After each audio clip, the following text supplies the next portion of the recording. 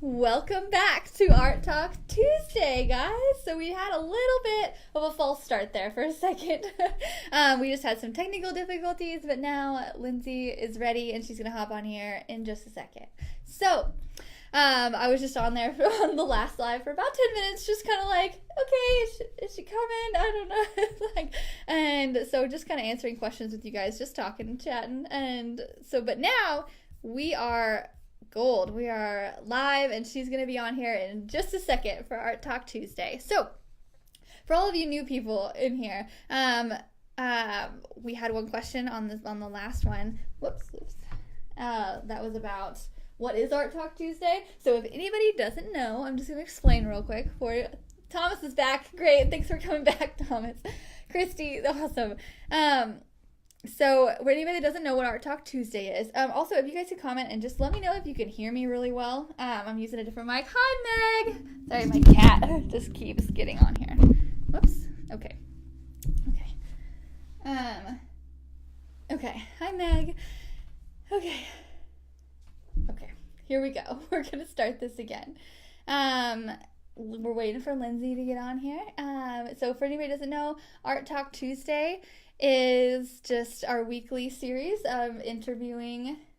Still can hear. Okay, awesome. Thanks, Thomas. It's just our weekly series. I'll be interviewing full-time professional artists just to show aspiring artists that it is totally possible to make a great career out of this art thing. And Christy has her cat in her studio too. Same, like you just can't keep him out. I actually just tried to get her out and no. Okay. Let's see. Guest requests. Oh, there we go. Lindsey, if you, okay. It said add and then hold on. There we go. Up.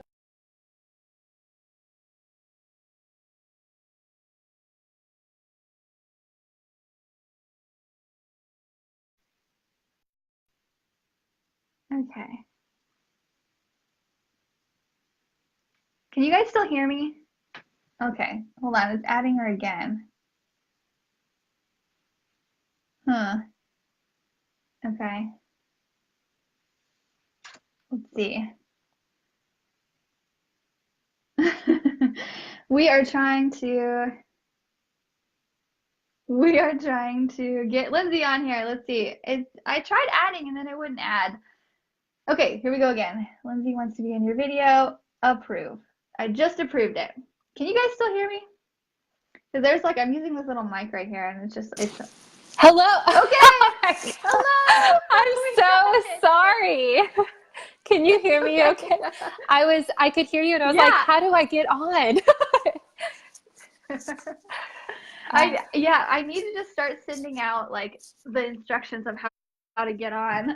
No, it was I meant great. to do that with you guys. No, I got it. It was completely my fault. I'm so sorry.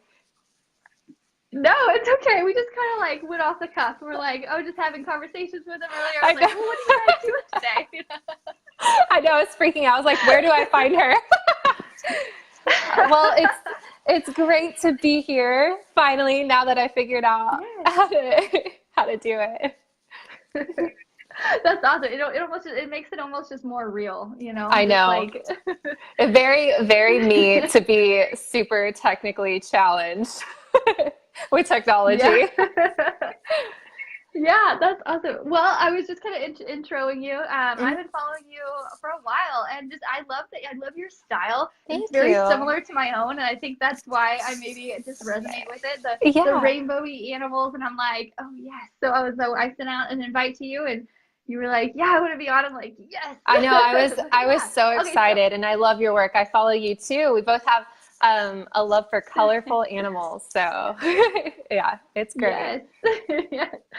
Yeah, I feel like people like that almost have like a similar personality too, like very kind of uppity, happy, quirky. Yeah. If you could just, yes, exactly. If you could just kind of introduce yourself. The first question on here is always, what was the tipping point that took you from hobby to professional artist? But if you could just kind of introduce yourself, maybe just tell a little bit about that, who you are, and just anybody who doesn't follow you already, who's about to, just tell them who you are. Yeah, my name's Lindsey Kooyman, and I grew up in Dallas, Texas, and I kind of, after high school, lived all over the place trying to find my calling. And I've always been into art since I was younger. It's kind of always been something I'm interested in. I've gotten good response to, and I was just pursuing other things, and art was always that constant that I would go back to. So I went to school in Louisiana, and then I left and I lived in North Carolina for a little bit, and all the while still drawing, just kind of doing it as a hobby. And when I lived in Austin, so I was just kind of living around. When I lived back in Austin, I went to school for skincare, for aesthetics. And I thought, okay, this is something that I'm interested in, and it's hands-on, which I love. And on the side, I was drawing, and I just couldn't really figure out what I wanted to do. And it sort of evolved into a side job where people would say, hey, can you draw my pets, or can you do this for me? And it just kind of, happened organically that way. And I really loved it. It was the one thing I was interested in, and that kept my interest. So I built that up, and now I'm back in Dallas, and here I am.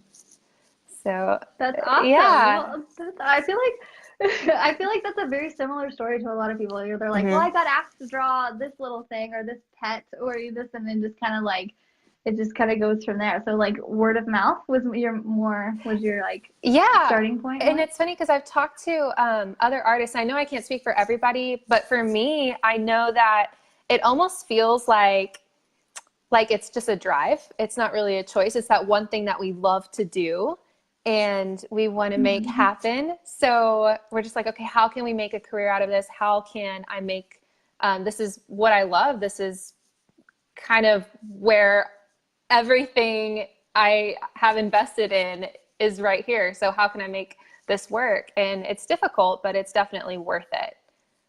And it's kind of you kind of get addicted to the journey of it, I think. So yeah. We have people commenting, and Chrissy says, so true. And I feel like all of us are just like, yep, that's right. Yeah. I know I was talking to one person, they're like, and they said it perfectly. And I was just like, I think I ignored it for a very long time. I thought, this isn't a way for me to make money. This isn't realistic. And those negative thoughts aren't beneficial at all, because right now we live in a time where we really can make it happen. And they were saying, what else am I going to do? And I'm like, yeah, completely. What else am I going to do? This is what I love. Yeah. That's awesome. Okay. So what makes up your typical work day, and how many hours do you currently spend painting, do you think? It kind of changes throughout every day and every week. I try to paint every day. I'm a mom of an awesome 2-year-old daughter. So, she's great. So I don't think I knew that. Yeah. So it's just kind of compartmentalizing my time between my clients with the aesthetic, which I also do from that lash extension. So that's what I do right now on the side. And I love them. That's a big thing right now.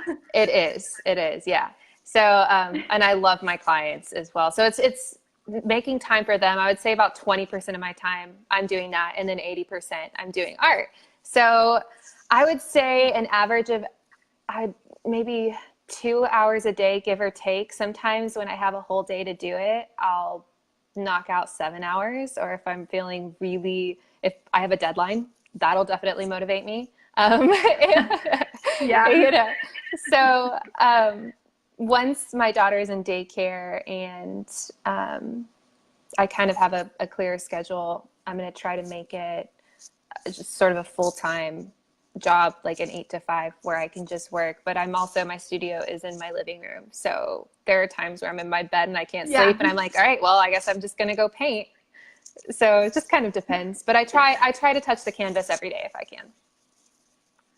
Yeah, definitely. Yeah, we're in the middle of a 100-day challenge where you spend at least 30 minutes a day, painting or drawing or whatever. That's so important. Yeah, I feel like the best ones too. They're like they make themselves paint every day, even though it's not always the most fun thing. Yeah, sometimes we have to make ourselves doing it. Yeah. So I love to hear you say that.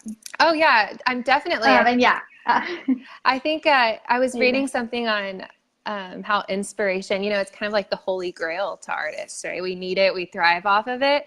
But it's not required. And I think that's so important to remember, because when it's there, it's awesome, but don't bank on it.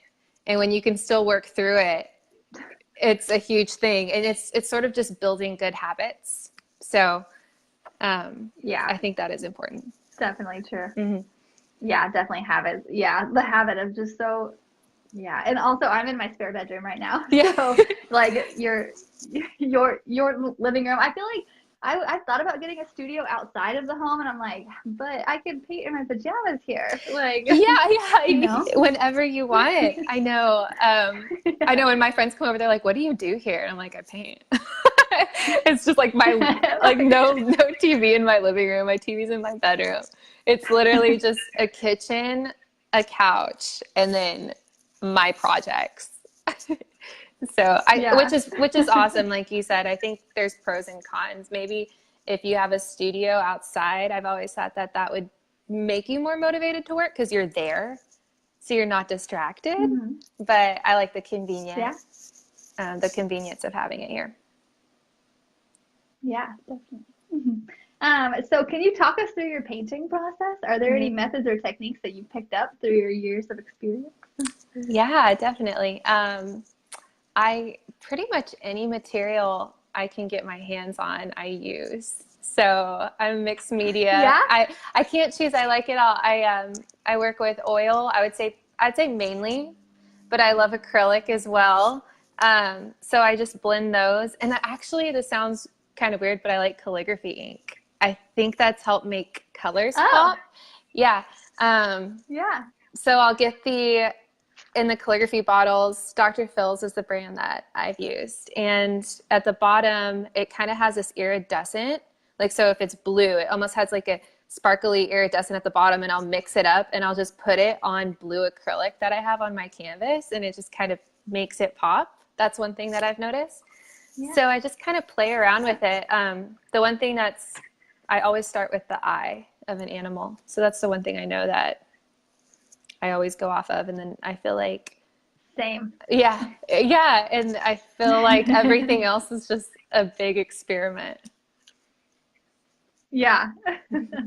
Yeah, that's awesome. Yeah, I feel like, why do you start with the eye? Because I feel like that's like where the most detail is, and that's where my patience needs to be, you know? Yeah, I don't know if it's because it helps us scale it better, or just the measurements. I don't know, or maybe it's because that's where we look at people and animals, is in their eye. I have no idea. That's a good question, because I'm naturally drawn to always doing the eye first. I wonder how it would affect us if we started at the ear or at a different body part and went from there, because we're so used to starting at the eye. Yeah, I don't know. Interesting. So is there one thing you don't like to paint without?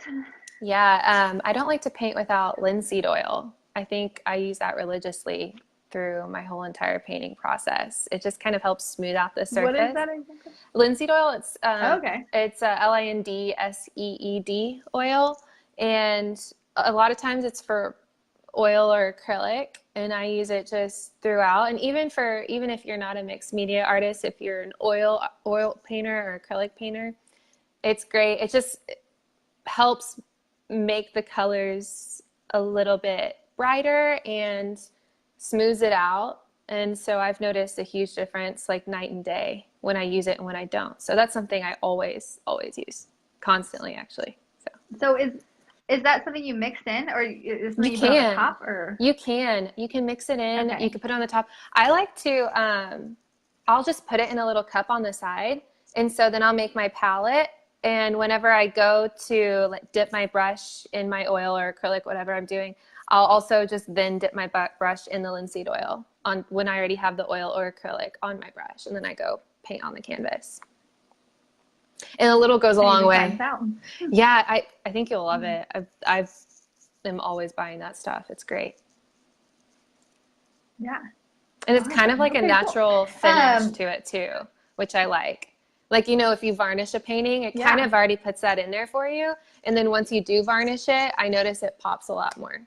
So that's something that just kind of I fell in love with when I tried it. But yeah, you should try it. Okay. I think you'll like it. Yeah. Yeah. Awesome. Okay. Yeah. Last week, Brooke, she had this palette that she highly recommended. It has like a lid on it, and it has like a sponge in it too, to where it like keeps it like moist inside there. So like her acrylic paints last forever. So I love your guys' answers. So everybody's that's really cool. Answer is so different. Like hers is a palette and yours is this, and I'm like, I'm gonna pick up both of those things. Yeah, awesome. and I think that's so important is talking about it. We can always learn more things from each other. Like, there's always things to learn and tips to share. So, yeah, I'll have to look. Where do you usually get yours? Olga asked, Thomas said you could get it at Walmart, but do you get it? Where do you get it? Lindsey Doyle. I can just get mine at Michael's or any art store, Walmart. I didn't know Walmart had it actually. Yeah. That's cool. I'm gonna have to try that. Yeah. So yeah, it's pretty easy. It's in the paint section. So, and they have different kinds as well. And I just get the one for oil and acrylic.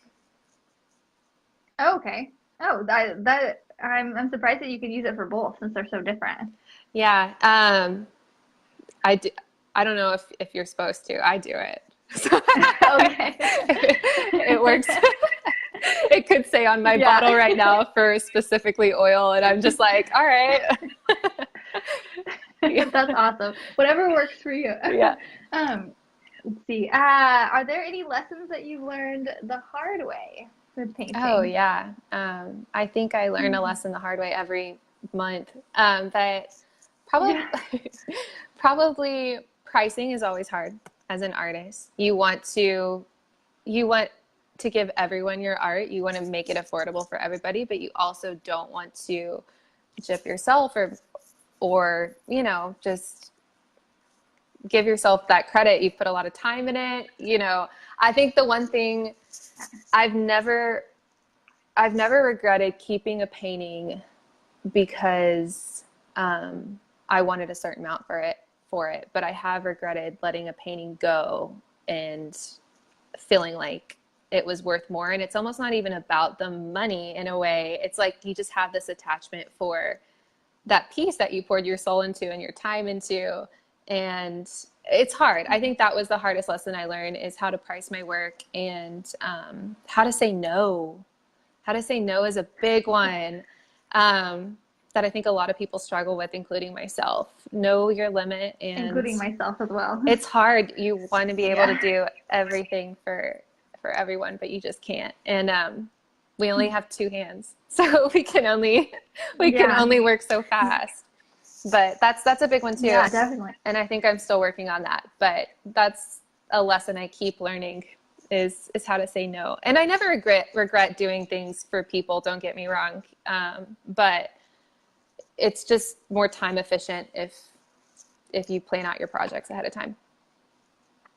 Mm-hmm. Definitely. Have you made like a certain pricing structure that works for you? Like maybe like $1 per square inch or $1 amount per square inch, or like a sizing, or just do you do your time? Is that your pricing structure? I usually do time and materials that I put into it. So how big the canvas is, how long it's going to take me, is usually how I price it.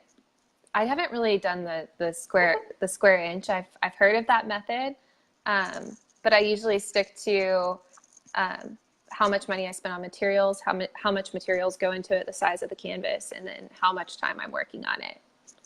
And that's exactly what I do. Yeah, well. And it's kind of hard to tell until the very end. Like you can work with a certain price range, and go from there, but it's hard to tell how long you're going to spend on a piece until you're done with it. I know if I have a piece, I joke because I tell people I will turn my paintings around when they're done so I don't see them, because I will continuously work on it.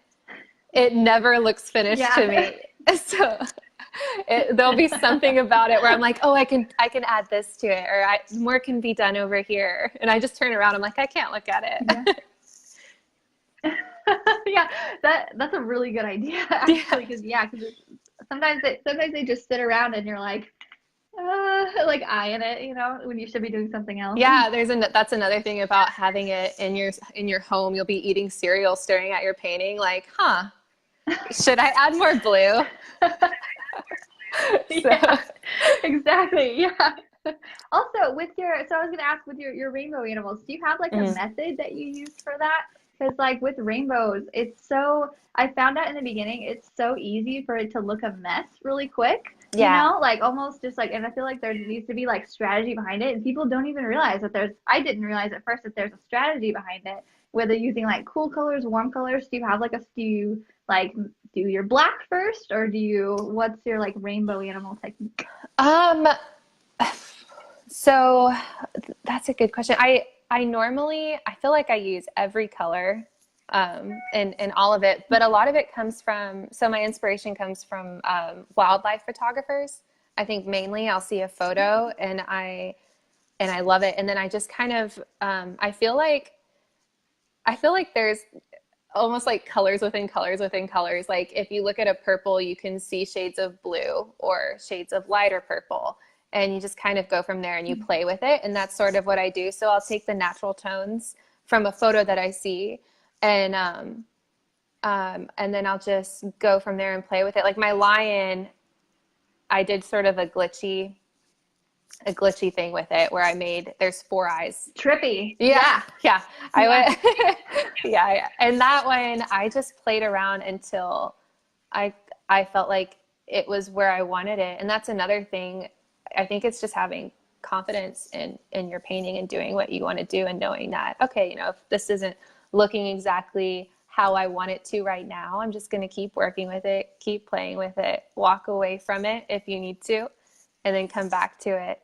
And that's kind of what I do. I almost don't even, I have an idea of how a painting will look going into it, but it's always a little bit different than I envisioned it in the beginning. Yeah, definitely. So with the rainbows, I can so relate to that. Yeah. And so with the rainbow colors, I just kind of play off of what I have and then just keep going from there and adding more. That's awesome. Yvette just chimed in. She goes, your rainbow animals are really cool. Love the buffalo and the tricky lion also. Thank you. Thank you so much. I appreciate it. Let's see. Do you have a favorite past project? Is it the lion? Because that's my favorite. But what's your favorite past project? I like all of them, but I think my favorite might be one that I did called Miso's Ego, which is the panther. And I think mainly because it was kind of the turning point in my art where I feel like that one is the one that really got me into painting animals specifically. So, I mean, I've always just dabbled with everything, but I would say that one. But it's a close call. I think every artist has a love for every painting they make. Yeah, definitely. Do you find it hard to like let paintings go when you sell them, or not so much? Yeah, I mean, it's bittersweet, but I am mainly happy because I'm just happy that someone loves it so much and wants to give it a good home and that I'm able to do what I love to do. So if anything, it just makes me feel really grateful and, you know, yeah.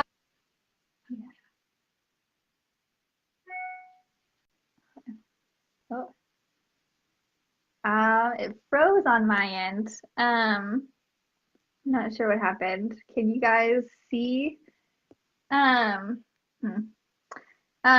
It froze on here. Okay, can you guys see everything? Oh, it's like completely frozen on my end. I don't know. Okay, whoops. I think it kicked her off on accident. I don't know. So this is like our cursed Art Talk Tuesday. Her side is off. Okay. I'm just guessing something happened.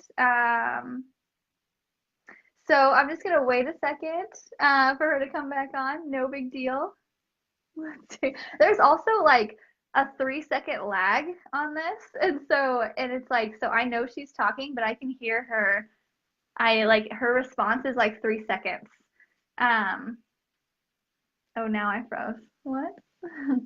I don't know.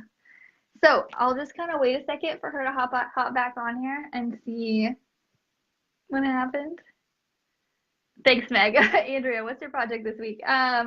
We are working on the mill. We're working outside on the mill this week, so we're working in the sun all day, and it's super tiring, honestly.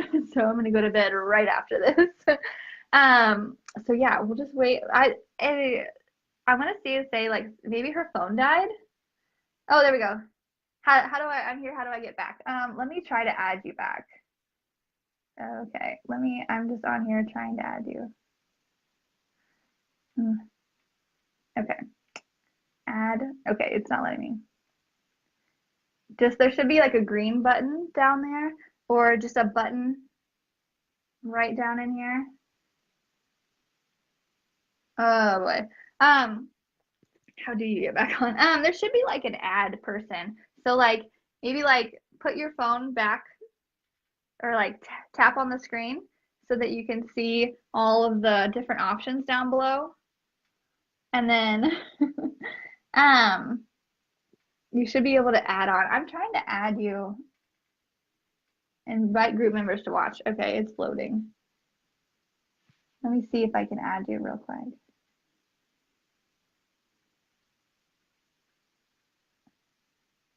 Okay, it says that the invite is sent. Oh boy. Oh, there we go. Okay, approve. We'll get you back on here. We got this. She's being added back on. Oh my gosh. We got it again. I'm so sorry. Someone called me and then I think it just froze my screen. I'm sorry.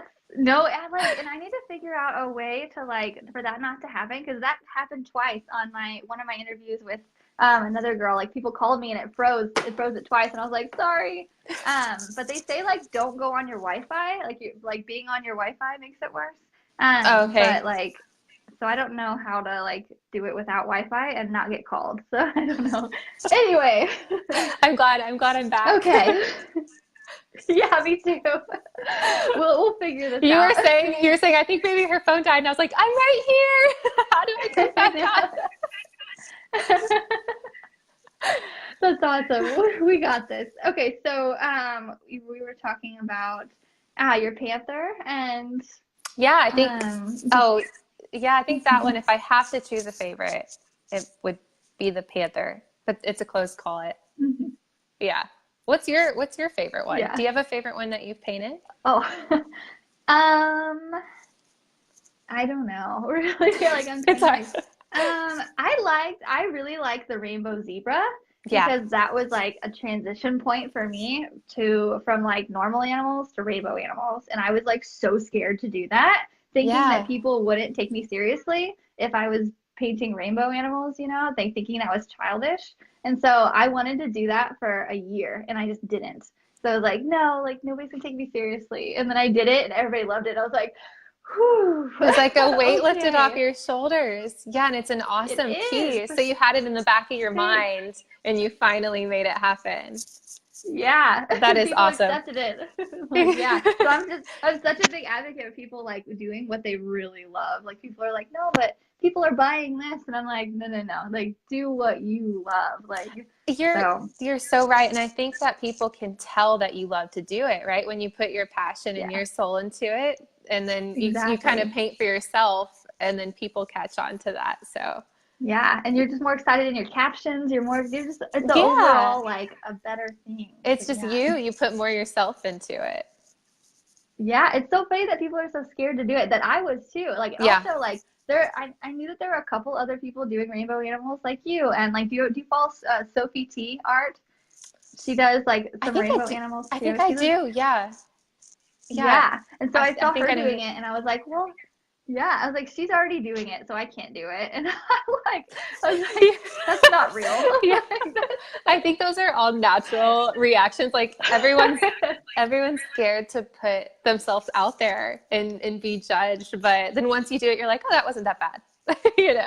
Yeah, and I actually like this. Nobody really cares as much as we think. Yeah, you're right. They don't.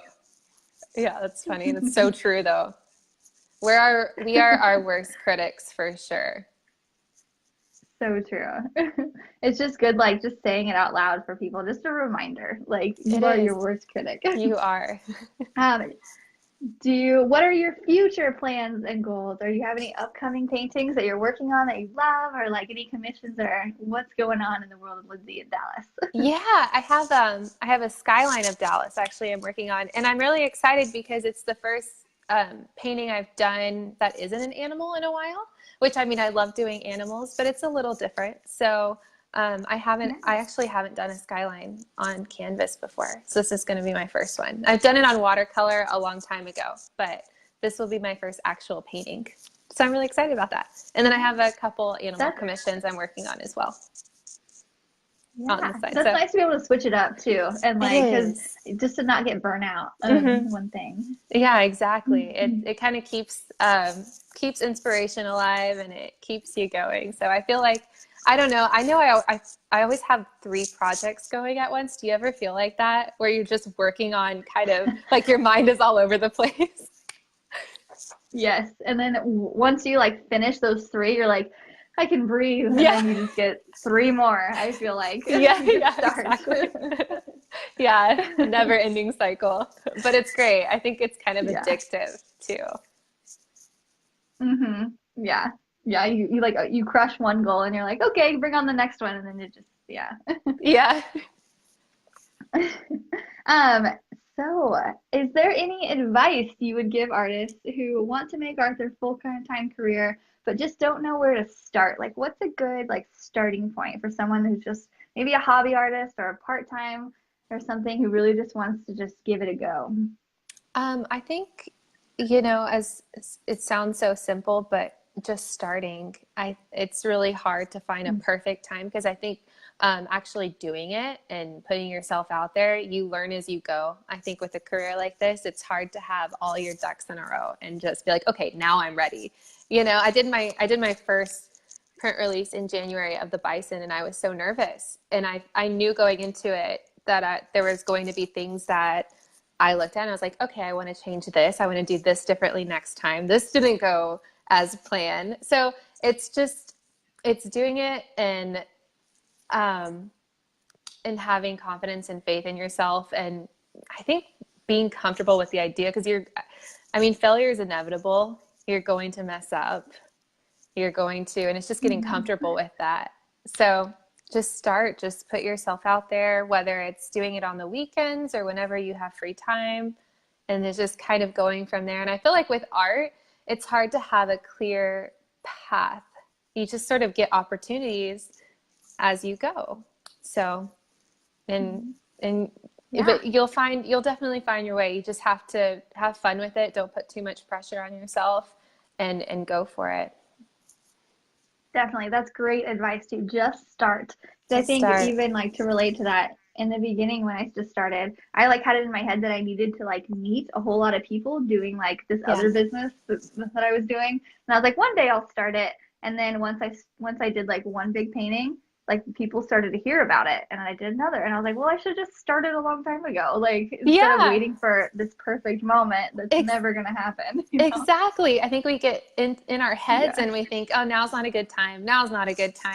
But then you notice whenever you do it, you're like, oh, this isn't that bad. And so you just keep going for it, and it works out for you. And I think anything that you really have a lot of passion and drive into, it's going to work out eventually. When you may hit some speed bumps and have some curveballs thrown at you, but in the long run, it'll be worth it.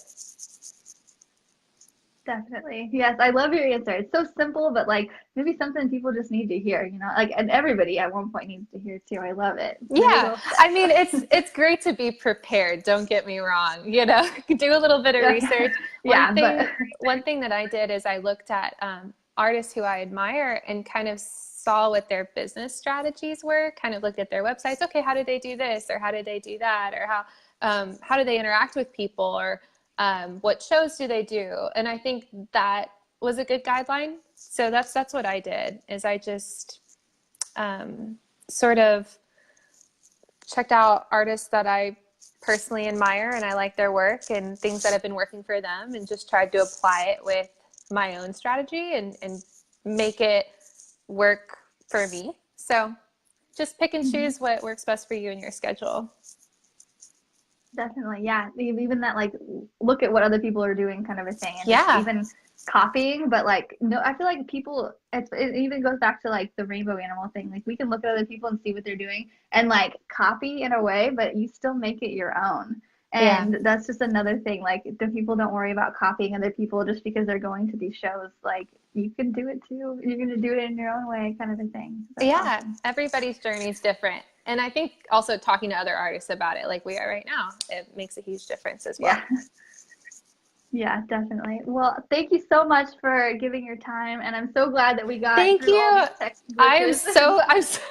I'm so sorry. No, you're so fine. And honestly, I feel like anything that I touch that's technology breaks. So this is just perfect. But thank you so much for having me. Yeah, I'm so glad I got to virtually meet you, and we will stay in touch on Instagram and all. Absolutely. Yes, we will. Right. Have a good night. Bye. See ya.